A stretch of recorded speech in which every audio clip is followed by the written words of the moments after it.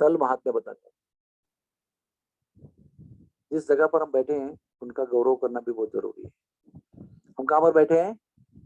हम नाग देवता वासुकी के मंदिर में बैठे। कि नाग देवता वासुकी जो है वो जो महाभारत में बहुत विस्तार में उल्लेख आया है।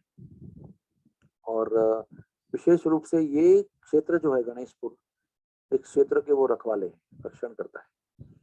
और महाभारत की कथा के अनुसार इनका जन्म जो है वो कद्रु और कश्यप मुनि के द्वारा हुआ है। कश्यप जो है प्रजापति है, ब्रह्मा जी के पुत्र हैं वो। और उनकी कई पत्नियां थी, उसमें से एक पत्नी थी कद्रु और दूसरी थी विनता, और बाकी भी बहुत सारी है, लेकिन ये दोनों का कनेक्शन बहुत क्लोज है। तो विनता जो है वो पक्षियों की माता बनी। सारा पक्षी वंश जो है वो विनता के द्वारा उनका निर्माण हुआ। और जो सर्प वंश था उनका निर्माण कद्रु देवी के द्वारा हुआ। तो छोटी सी कथा ऐसी है कि इनका विवाह हुआ कश्यप मुनि के साथ। और वो फिर वो बहनें भी थी वैसे, वो दक्ष राजा की कन्याएं थी। और फिर वो क्या कहते हैं उसको, जाऊ जाऊ क्या क्या बोलते हैं आप उसको, मतलब हाँ हाँ, सिस्टर इन लॉज वो भी बन गई। एक वैसा ही विवाह विहार कर रहे थे। तो विहार के बाद बताता हूँ।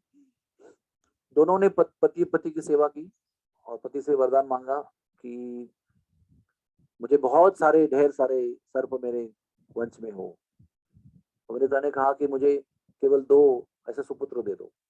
तो दोनों को आशीर्वाद दिया। यथावकाश दोनों गर्भवती हुई और दोनों ने अंडे दिए, पुरुष और स्त्री होने बावजूद भी। तो कद्रु ने हजारों अंडे दिए और विनता ने 2 अंडे दिए।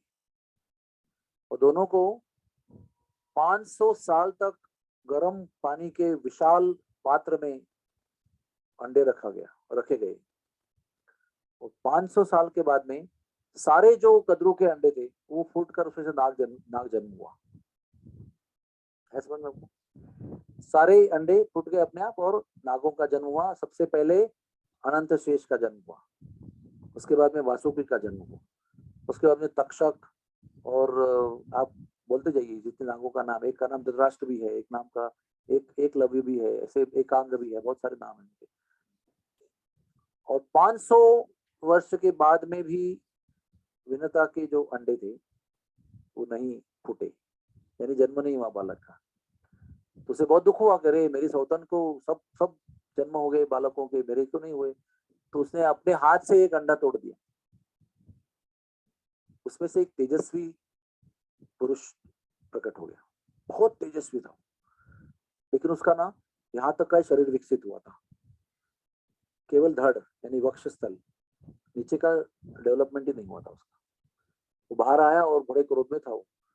उसने माता को कहा, माता आप इतना इम्पेशेंट क्यों हो?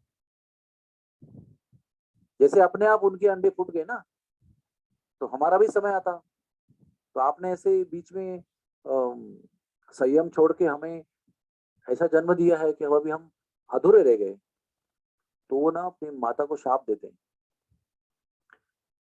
कि तुम्हारी सौतन की दासी बनोगी तुम्हारे पुत्रों के साथ।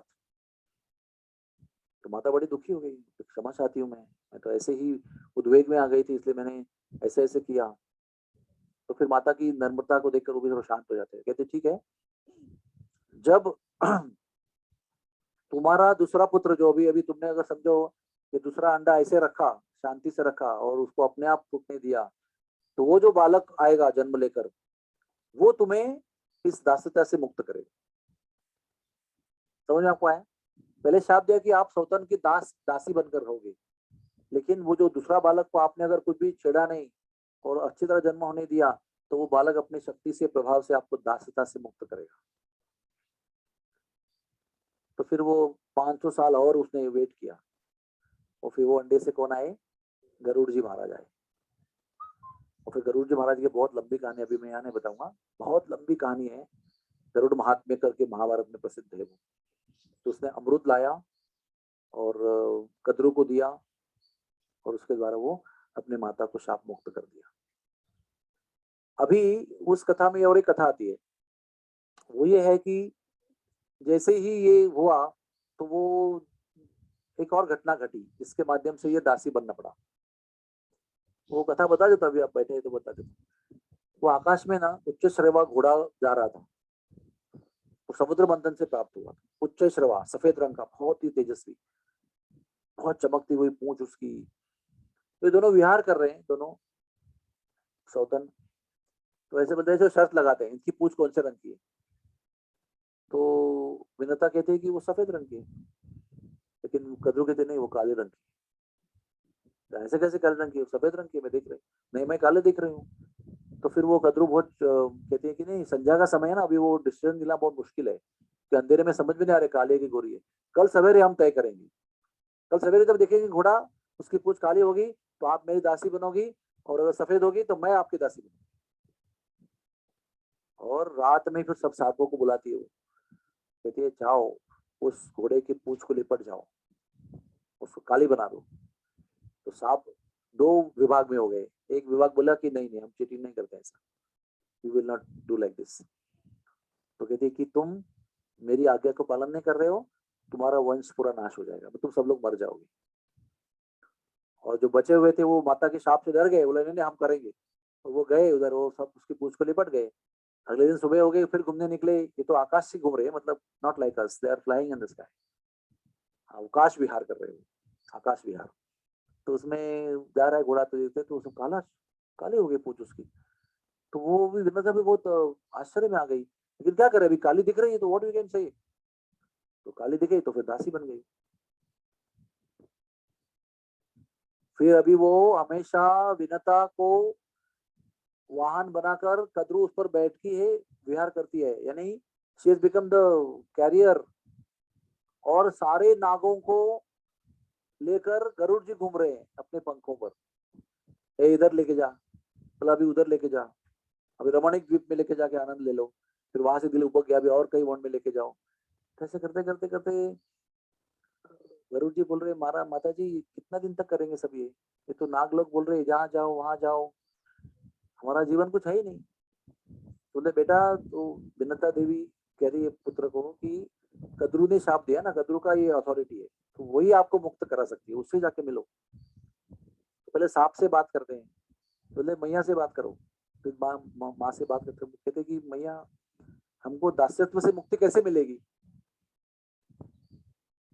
तो वो कहती है कि तुम अगर स्वर्ग से अमृत लेके आओगे ना मेरे पुत्रों के लिए, तो तुम मुक्त हो सकते हो। ये बताने का ये उद्देश्य ये था, इम्पॉसिबल टास्क दे दिया उनको, ताकि वो कभी पूरे नहीं कर सकेंगे और दासी बनी रहेगी मेरी, ऐसा उसका था। लेकिन गरुड़ जी तो स्वयं विष्णु तत्व है, वो जाकर बड़ी लंबी कथा है, वो अमृत को लेकर आते हैं। और इस बीच क्या होता है, अनंत शेष ये माता का शाप सुनते हैं और वो जाते हैं विष्णु के पास और कहते हैं कि मुझे ये सब झमेले में पड़ना नहीं है, इनका शाप वाप, मुझे मुक्ति का मार्ग बताओ। तो भगवान विष्णु ने अनंत शेष को एक व्रत दिया और कहा कि तुम ये व्रत करो और बाद में जाकर ब्रह्मांड के नीचे जाकर ब्रह्मांड को पकड़ो, रसातल के नीचे जाकर, उस सेवा से तुम इस शाप से मुक्त हो जाओगे। तो अनंत शेष अपने दोनों ग्रुप थे ना भाइयों के, कुछ पालन करने वाले नहीं पालन करने, दोनों को छोड़ दिया उन्होंने, और वो गर्भोध सागर के नीचे चले गए और वहां पर उन्होंने तपस्या किया और फिर भगवान की इच्छा से पूरे ब्रह्मांड को धारण किया, सपोर्ट किया नीचे से। इसलिए अनंत शेष जी इस शाप से मुक्त हो गए। तब जाकर वासुकी महाराज नागराज बने। पहले तो वो नागराज थे अनंत शेष, लेकिन ये जब भी विरक्त हो गए और चले गए तो वासुकी को फिर राज्याभिषेक हुआ और वासुकी फिर नागराज बने। और फिर वासुकी ये अमृत, अभी अब अमृत की कहानी कैसे होगी, अमृत आ गया रास्ते में, इंद्र मिले, बोले अरे कहाँ जा रहे हो अमृत लेके, तो कहते हैं कि ऐसे ऐसे हुआ है। तो इंद्र कहते मैं भी साथ चलता हूँ, आप दे देना उनको, फिर मैं देखता हूँ क्या चल रहा है। इंद्र के मन में और कुछ आइडिया है, तो ये अमृत का कलश लेके आते हैं, बोले कद्रू माता ये लीजिए। तो मैंने आपने जैसे आपने कहा वैसे मैंने आपको ला के दिया। तो इंद्र कहते हैं ले लो आपके पुत्रों के लिए, लेकिन मेरे ये आपको सुझाव ऐसा है, जस्ट गुड काउंसिल, देखो इतना अमृत स्वर्ग से आया है, आप उसको पियेंगे, कम से कम स्नान तो करके आओ, नदी में जाके शुद्ध तो होके आओ, शुद्ध होकर मंत्र मंत्र जरूर संध्या करके आ जाओ, बाद में ले लेना उसको। तो गरुड़ जी ने अपने मैया को दिया, बोले मैया मैंने आपको दे दिया है, अभी हम शाप से मुक्त हो गए ना, हाँ शाप से मुक्त हो गए। मैया को और गरुड़ जी को शाप से मुक्त कर दिया, वो फ्री हो गए और वहां रख के एक कुशा के आसन पर उसको रखा, कलश को, फिर चले गए। इंद्र वहां खड़े हैं, मैया कहते बच्चे स्नान करके आके पिएंगे। तो जैसे बच्चे स्नान करने गए, सांप लोग, कद्रू गई अपने घर में कि आके ले लेंगे, तब तक इंद्र उसको उठा के ले गए कलश को। इसका क्या था, गरुड़ जी का प्लान, देने का प्लान था ना, दिया बाद में कुछ जो करना है करो, मैंने लाके दिया आपको, मैं शाप मुक्त हो गया। तो वो भी चले गए। जब सांप लोग स्नान करके लौट के आए ना, तो खाली कुशा आसन था वहां पर और कलश नहीं था। तो उन्होंने कहा अरे हम लोग तो खो गए उसको, मतलब यू लॉस्ट इट। तो कुछ ने कहा कि अरे कुछ बूंदे तो रखते समय गिरी होगी ना उसके ऊपर, है ना, भरा हुआ पात्र था, कुछ ऐसे हिलते हुए कुछ बूंदे गिरी होगी, तो हम लोग उसको चाट लेंगे। तो उन्होंने कुशा के हार्ड मैट को चाट की कोशिश किया, लेकिन उनको नहीं मिला। लेकिन इन द प्रोसेस उनकी टंग जो है ना वो कट गई। सांप की टंग है ना वो बाइफरकेटेड होती है। तो आचार्य लोग बताते हैं कि गलत कार्य में भाग लेने से उसका नुकसान ही होता है हमेशा। तो ये इन्होंने गलत कार्य में साथ दिया माता के बोलने के बाद में, तो माता के शाप से बच गए, लेकिन जीवा कट गई। और बाकी सारे नाग थे ना, वो जन्मेजय के यज्ञ में सब जल गए। जन्मेजय ने यज्ञ किया था ना कि तक्षक ने मेरे पिताजी को डसकर मेरे पिताजी की मृत्यु हो गई। वो जन्मेजय परीक्षित के पुत्र हैं, तो तक्षक के डसने से उसके पिताजी की मृत्यु हो गई। तो वो बहुत क्रोधित हो गया, बोला मैं सारे सांप का वंश का नाश कर दूंगा। तो उसने यज्ञ शुरू किया। तो वो सारे सांपों को बुला बुला कर नाम ले लेकर उसने सब भस्म कर दिया उनको। तो फिर आस्तिक नाम के एक ऋषि आए, उसने उनको रोका। तो जो माता के शाप से ग्रसित थे वो सब तब तक जल गए थे, और जो माता की सेवा में जीवा कट गई थी, उनका नंबर आने के पहले आस्तिक मुनि आ गए, और उन्होंने उस राजा को अच्छी तरह से समझाया और यज्ञ रुकवा दिया। इसलिए बाकी के सांप बच गए और बाकी सांप मर गए। ये सारी रोचक कहानियां महाभारत में आती। तो वासुकी महाराज नागराज हैं, शंकर जी को भी, शंकर भी उनको धारण करते हैं। शंकर के शरीर पे एक नाग वासुकी भी है। बड़े प्रभावशाली देवता हैं ये। और आपने सब महाराज का संग सुना ना उस दिन सत्संग, तो कोई कपोल कल्पित बातें नहीं है, दिस इज ऑल रियलिटी। आप भी प्रणाम कीजिए उनको, वो रक्षण करने वाले हैं। और नागों की और एक कृपा, नागों के पास बहुत धन होता है। जहां जहां नाग होते हैं ना, वहां पर धन दौलत को कमी नहीं होती। ऐसे नागों का एक महात्म्य है, कुबेर को तिजोरी दे दिया है, नागों को भी धन दे दिया है बहुत। हमारे साउथ इंडिया में सब जगह पर सुब्रमण्य स्वामी बैठे हैं धन के ऊपर। हरे कृष्णा कृष्णा कृष्णा हरे हरे, हरे राम राम राम हरे